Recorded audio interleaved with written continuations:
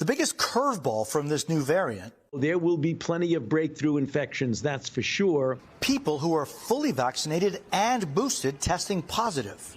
It seems clear that this breakthrough cases in Omicron are going to be very common, even if you're boosted. That's right. Breakthrough cases are inevitable.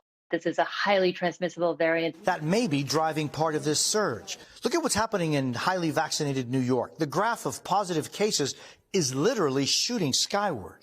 Doctor, is there a difference between Omicron and Delta for those that have been vaccinated and have gotten their booster? If you've been vaccinated and have had your booster, whether you're exposed to Delta or to Omicron, you should be very well protected against serious disease that could put you in the hospital. But larger questions about Omicron still remain. At the moment, our sense of how ferocious, how deadly Omicron is still in flux.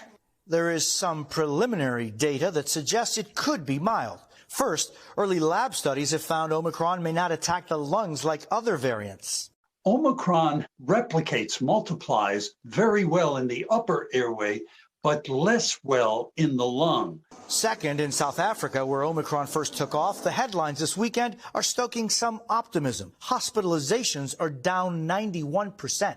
We can say one thing, though. It's definitely not more severe. What they've seen in South Africa is that they've had lower rates of hospitalization, almost 1/3 of what they saw with the Delta wave. But there are caveats to much of this. I think a lot of this data is still emerging. It's very preliminary. And South Africa is a very young population with a lot of built-in immunity from either vaccinations or previous infection. When will we know more about the effects of Omicron on the vulnerable population?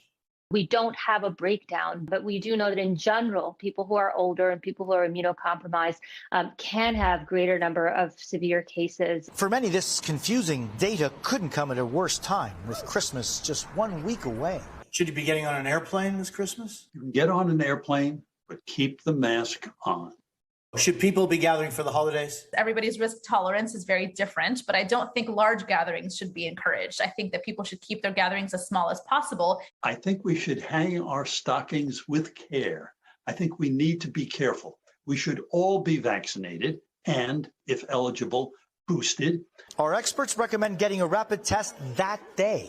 Take a rapid antigen test right before you gather, shortly before, not earlier in the day, because that's the most accurate way to understand if you are in an active infection. So we're 1 week away from Christmas. What should people be doing these last 7 days? I'm choosing not to do activities that might expose me to other people, not going into large crowds where I might have to take my mask off.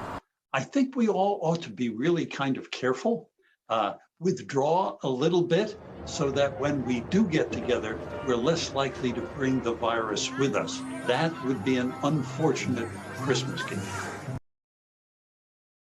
Thanks for watching our YouTube channel. Follow today's top stories and breaking news by downloading the NBC News app.